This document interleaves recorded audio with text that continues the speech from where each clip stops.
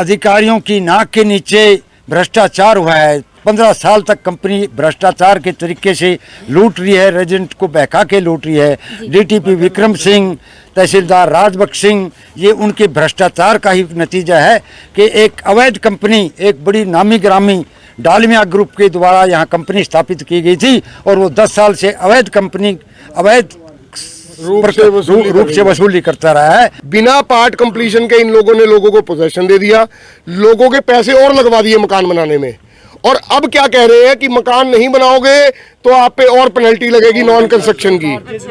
2011 में वो कंपनी यहाँ से वाइंड अप करके APIL चलेगी जिसके पास की लाइसेंस था।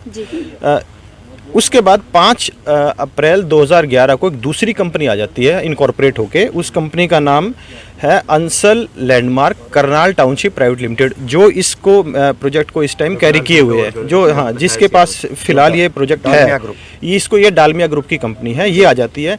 जाने वाली जो कंपनी थी APIL, ना तो वो हमें पता कर गई कि भाई वो किस बेस पे जा रही है, ना किसी को प्रॉपर्टी धारकों को उसे सूचना देनी चाहिए थी भाई हम जा रहे हैं छोड़ के प्रोजेक्ट को, ना वो बता के गए। दूसरी जब ये कंपनी आती है Ansal landmark Karnal township private limited, ये भी जब आई है तो इसने भी नहीं बताया कि वो पहले वाली क्यों गई और हम किस बेस पे आए हैं, हमारा आपस का बीच का टाइप क्या है। हम एक चीज़ और संज्ञान में लाना चाहेंगे सरकार के और आम पब्लिक के भी और मीडिया के भी। ये जो साइटें होती हैं, स्कूल साइट, हॉस्पिटल साइट, ये जितनी भी कम्युनिटी साइट है, ये सेलेबल एरिया में नहीं आती, और हम अधिकारियों के संज्ञान में ये लाना चाहते हैं कि अगर बहुत सी रजिस्ट्रियाँ हो रही हैं इन स्कूल की, ये सेलेबल एरिया नहीं है, ये थर्ड पार्टी से या कंपनी को डेवलप करना है अपने खर्चे पे, ठीक है। इसकी रजिस्ट्रियाँ की जा रही हैं जो कि बिल्कुल गैर कानूनी है। आपके माध्यम से मैं DTP साहब, तहसीलदार साहब, DC साहब और CM साहब के संज्ञान में ये लाना चाहता हूँ कि इन रजिस्ट्रियों को, जो ये स्कूल की, हॉस्पिटल की, मंदिर की, ये साइटों की रजिस्ट्रियां करवा रहे हैं, इन पे तुरंत प्रभाव से रोक लगाई जाए। चलो कंपनी मैनेजमेंट मुर्दाबाद, मुर्दाबाद, मुर्दाबाद, अंसल कंपनी मुर्दाबाद, मुर्दाबाद, मुर्दाबाद, हमारी एकता जिंदाबाद, जिंदाबाद, जिंदाबाद, हमारी एकता जिंदाबाद, जिंदाबाद, जिंदाबाद, गुंडागर्दी खत्म करो, खत्म करो, खत्म करो, गुंडागर्दी खत्म करो, खत्म करो, खत्म करो, गुंडागर्दी खत्म करो, नमस्कार, आप देख रहे हैं करनाल ब्रेकिंग न्यूज। आप देख पा रहे हैं इस वक्त आखिरकार अंसल टाउन के सभी लोग इस तरीके से क्यों नारे लगा रहे हैं सड़कों पर उतरकर। देख सकते हैं किस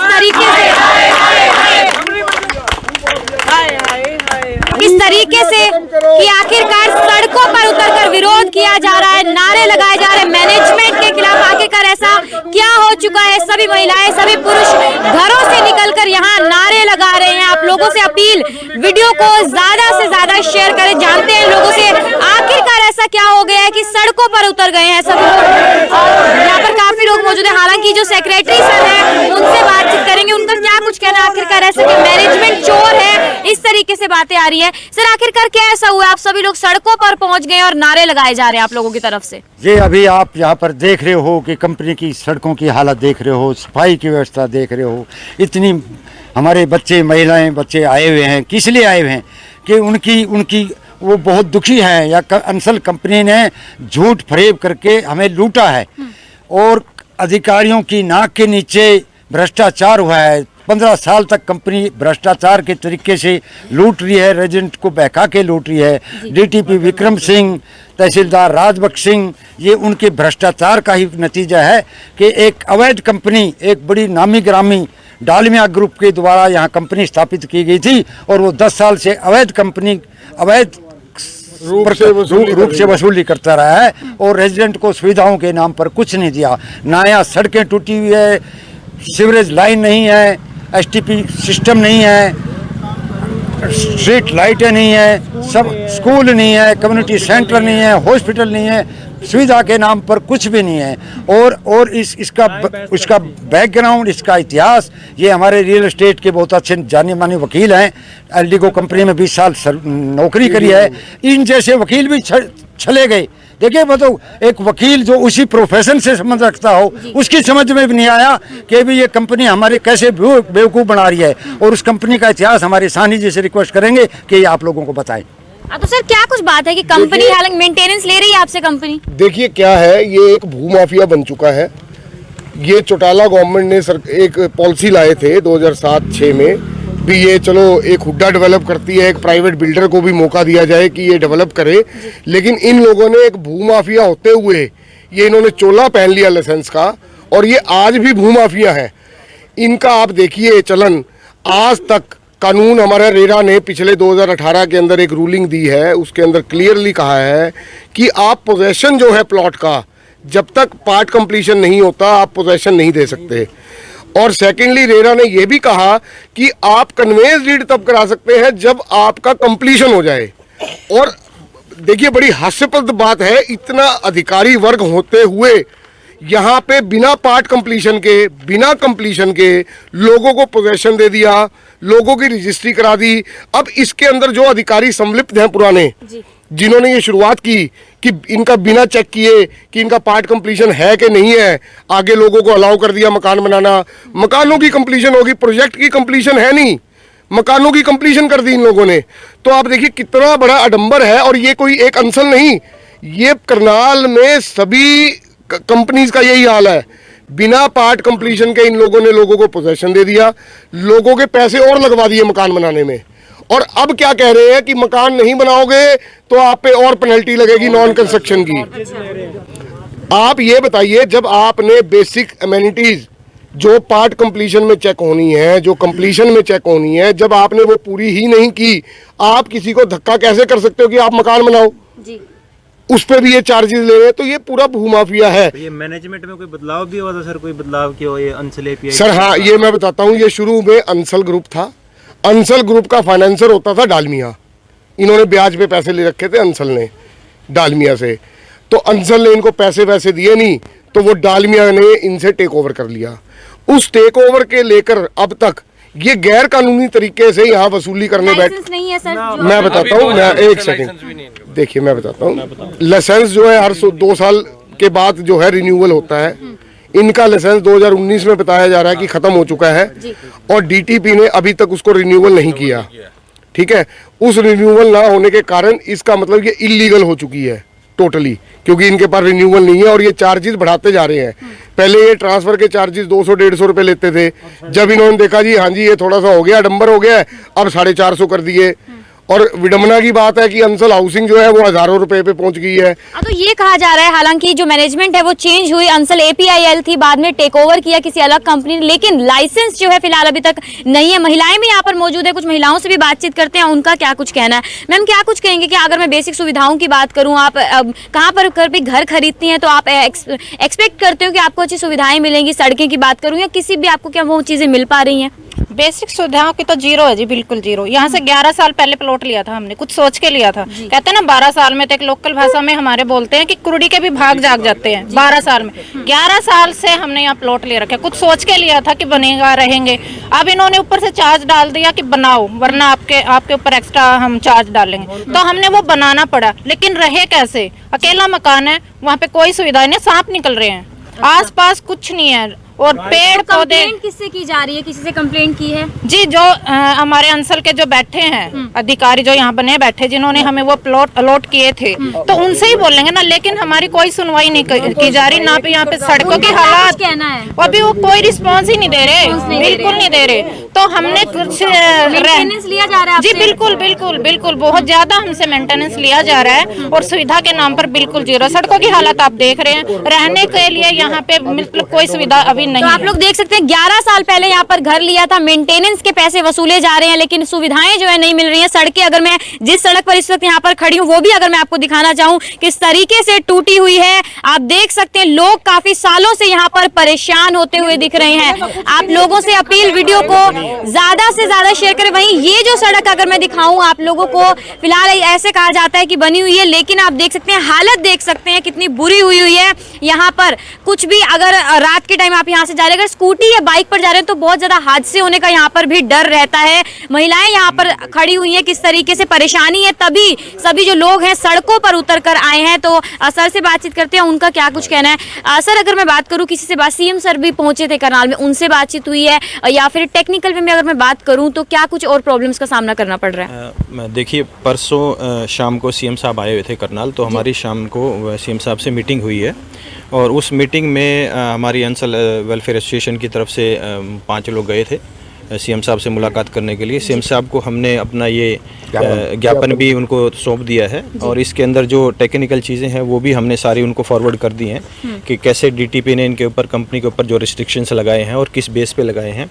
तो उनको हमने ब्रीफिंग की है। तो सीएम साहब ने हमें आश्वासन दिया है कि मैं चंडीगढ़ पहुंचकर इसके ऊपर कार्रवाई करता हूं और आप निश्चिंत रहें। और हमें बहुत यकीन है सीएम साहब के ऊपर, क्योंकि सीएम साहब सभी जानते हैं, सीएम साहब ईमानदार व्यक्ति हैं और आजकल वैसे भी जो इस तरह के भ्रष्टाचार के जो भी मामले हैं उनके ऊपर काफ़ी सख्त कार्रवाई हो रही है। तो हमें पूरी उम्मीद है सीएम साहब से कि हमारे इस मामले को लेकर भी वो पूरी सख्त कार्रवाई करेंगे। वो लाइसेंस थे इनके पास पहले? हाँ, इस कंपनी के पास पहले 264 जो है इसी में मेंशन, तो इसी में Ansal properties and infrastructure limited एक ये कंपनी बनी थी 2007 में और इस कंपनी का आप यहाँ देख सकते हो कि 264 नंबर लाइसेंस 2007 का है। ये पहले वाली जो कंपनी थी उसका लाइसेंस, ये उसका लाइसेंस है और एक 60 नंबर लाइसेंस है, ये 2009 का है। ये यहाँ टाइपो एरर है, तो ये 2009 का है, ये 60 नंबर लाइसेंस है। तो ये जो 2 लाइसेंस है ये 2007 और 2009 में लिए थे Ansal properties and infrastructure limited APIL company ने। और इन्हीं लाइसेंस के बेस पे 128 एकड़ में इस टाउनशिप को उन्होंने डेवलप करना स्टार्ट किया 2 अलग अलग फेजेस में। तो 2011 में वो कंपनी यहाँ से वाइंड अप करके APIL चलेगी जिसके पास की लाइसेंस था। उसके बाद 5 अप्रैल 2011 को एक दूसरी कंपनी आ जाती है इनकॉर्पोरेट होके। उस कंपनी का नाम है Ansal landmark Karnal township private limited, जो इसको प्रोजेक्ट को इस टाइम कैरी किए हुए है, जो हाँ जिसके पास फिलहाल ये प्रोजेक्ट है। इसको ये डालमिया ग्रुप की कंपनी है, ये आ जाती है। जाने वाली जो कंपनी थी APIL, ना तो वो हमें पता कर गई कि भाई वो किस बेस पे जा रही है, ना किसी को प्रॉपर्टी धारकों को उसे सूचना देनी चाहिए थी भाई हम जा रहे हैं छोड़ के प्रोजेक्ट को, ना वो छोड़ ना वो बता के गए। दूसरी जब ये कंपनी आती है Ansal landmark Karnal township private limited, ये भी जब आई है तो इसने भी नहीं बताया कि वो पहले वाली क्यों गई है और हम किस बेस पे आए हैं, हमारा आपस का बीच का टाइप क्या है।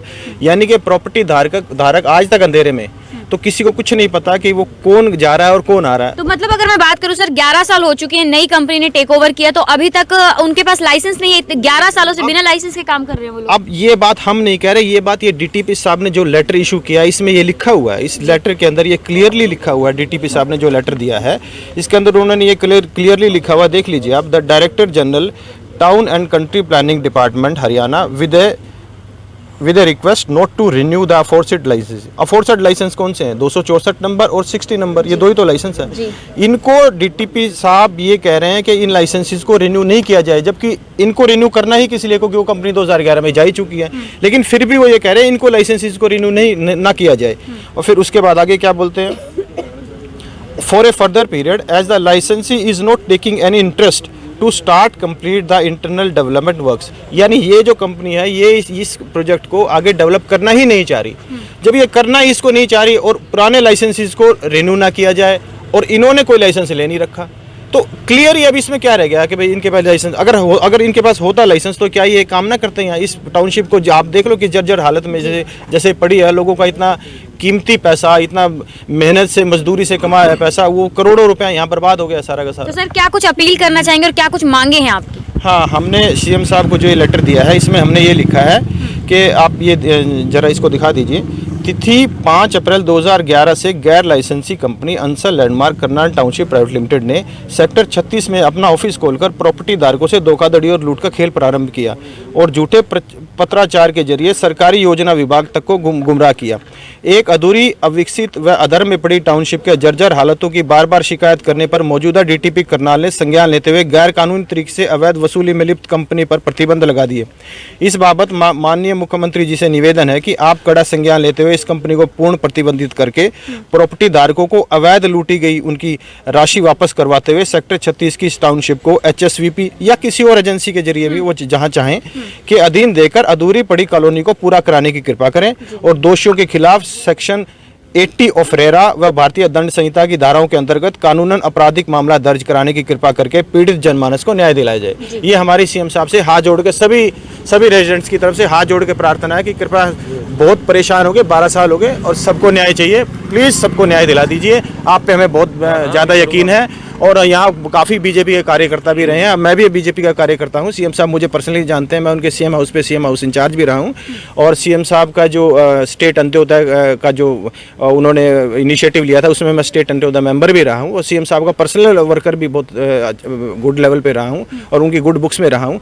तो हम सब की तरफ से, मैं सबकी तरफ से, अपनी तरफ से या सीएम साहब से ये रिक्वेस्ट कर रहे हैं कि प्लीज़ ये काफ़ी सब लोग, हम यहाँ हज़ारों की संख्या में लोग हैं जो बहुत परेशान हैं, कृपया हमें न्याय दिलाया जाए। Thank you. तो लेटर में बेसिकली ये लिखा है, ये मांग की गई है जो अगर धोखाधड़ी से पैसे जो वसूले गए हैं उससे ब्याज समेत वापस दिया जाए। जो टाउनशिप ये अधूरी रह चुकी है, काम यहाँ पर नहीं दिखाई दे रहे हैं, उसको किसी एजेंसी को सौंपा जाए। और ये जो काम है आप देख सकते हैं किस तरीके से बजरी पूरी बाहर निकली हुई है, सड़कों के हालात आप देख सकते हैं पूरे बुरे हुए। और ये मुझे ऐसा सुनने को मिला है कि ये सड़क, हालांकि सामने अगर मैं आपको दिखाऊं कि ये शायद नई जैसी बनी है, लेकिन ऐसा कुछ भी दिखाई जो है यहाँ पर नहीं दे रहा है। आप लोगों से अपील, वीडियो को ज्यादा से ज्यादा शेयर करें। जी सर। देखिए, हम एक चीज और संज्ञान में लाना चाहेंगे सरकार के और आम पब्लिक के भी और मीडिया के भी। ये जो साइटें होती हैं, स्कूल साइट, हॉस्पिटल साइट, ये जितनी भी कम्युनिटी साइट है, ये सेलेबल एरिया में नहीं आती और हम अधिकारियों के संज्ञान में ये लाना चाहते हैं कि अगर बहुत सी रजिस्ट्रियाँ हो रही हैं इन स्कूल की, ये सेलेबल एरिया नहीं है, ये थर्ड पार्टी से या कंपनी को डेवलप करना है अपने खर्चे पे, ठीक है। इसकी रजिस्ट्रियाँ की जा रही हैं जो कि बिल्कुल गैर कानूनी है। आपके माध्यम से मैं डीटीपी साहब, तहसीलदार साहब, डीसी साहब और सीएम साहब के संज्ञान में ये लाना चाहता हूँ कि इन रजिस्ट्रियों को, जो ये स्कूल की, हॉस्पिटल की, मंदिर की, ये साइटों की रजिस्ट्रियाँ करवा रहे हैं, इन पे तुरंत प्रभाव से रोक लगाई जाए और जो पिछली कुछ कंपनियों ने ये चीज़ें बेच दी हैं उनको भी एक्शन लेके रद्द किया जाए। सरासर ये गैर कानूनी है। लाइसेंस के अंदर क्लियर लिखा हुआ है कि ये सेलेबल एरिया नहीं है और नक्शा भी अगर आप देखेंगे, नक्शे में टोटल सेलेबल एरिया लिखा जाता है। उस सेलेबल एरिया के अंदर ये साइटें, जो कम्युनिटी साइट है, हॉस्पिटल है, क्लिनिक साइट है, नर्सरी स्कूल है, ये इंक्लूड नहीं होते और ये उसको भी बेच रहे हैं सभी कंपनियां। ये अंसल नहीं, ये सभी कंपनियां और ऐसी लोगों को बेच देती है जो मंदिर की जगह पता नहीं क्या बना देंगे, हॉस्पिटल की जगह लूट का खजाना बना देंगे। यही हो रहा है और इस चीज़ का संज्ञान हम देना चाहते हैं कि इसको रोका जाए। और कानून के अंदर ये प्रावधान भी है कि अगर ये लोग अपने खर्चे से इसको डेवलप नहीं करते तो सरकार इसको एक्वायर कर सकती है फ्री ऑफ कॉस्ट। तो हम सरकार से ये आग्रह करते हैं कि इन सभी साइटों को कानूनी रूप से अपने अंडर लेकर इसको आगे जो भी करना है इसका किया जाए और इनको डेवलप किया जाए। तो रेजिडेंट की तरफ से ये सब भी आरोप लगाए जा रहे हैं कि किस तरीके से यहाँ पर जो है साइट्स बेच दी जाती है, चाहे मंदिर की है या स्कूल की है, वो उस पर रोक लगाया जाना चाहिए। जी सर, क्या कुछ कहना चाहेंगे? देखिए, ये आरोप हम नहीं लगा रहे हैं। जो आरोप हमने आपको बताए हैं, ये डीटीपी अपनी चिट्ठी से जो 3 नवंबर को जारी की गई है, इसमें एडमिट कर रहा है। डीटीपी ने 12 जुलाई को हमारे साथ यहाँ मीटिंग की थी और कंपनी के अधिकारियों को बुला करके ये सभी प्रोजेक्ट सबमिट करने के आदेश दिए गए थे। इस चिट्ठी के द्वारा डीटीपी ने ये एडमिट किया है कि हम जो आरोप लगा रहे हैं वो सत्य है और डीटीपी अपने सीनियर अधिकारियों को ये बात प्रमाणित करके लिख रहा है कि भी हमारी डायरेक्शन के बाद, कंपनी को नोटिस देने के बाद कंपनी का कोई रुचि नहीं है, कंपनी करना ही नहीं चाहती है। इससे बड़ा एक प्रमाण क्या होगा कि रेजिडेंट के एलिगेशन को एक डिस्ट्रिक्ट टाउन प्लानर मान रहा है, अप्रूव कर रहा है। तो सरकार के लिए अब आगे का कदम उठाना बहुत आसान है और जिसकी हमें सीएम साहब से पूरी उम्मीद है। आप लोगों से अपील, वीडियो को ज्यादा से ज्यादा शेयर करें। आगे बातचीत हो चुकी है, सीएम सर से भी आश्वासन दिया गया है। देखना ये होगा कि क्या कुछ आगे क्या कार्य किए जाते हैं, इन लोगों की मांगे सुनी जाती हैं, क्या कितनी जल्दी इस पर काम जो है किया जाता है। आप लोगों से अपील, वीडियो को ज्यादा से ज्यादा शेयर करें। कीर्ति कथूरिया, करनाल ब्रेकिंग न्यूज।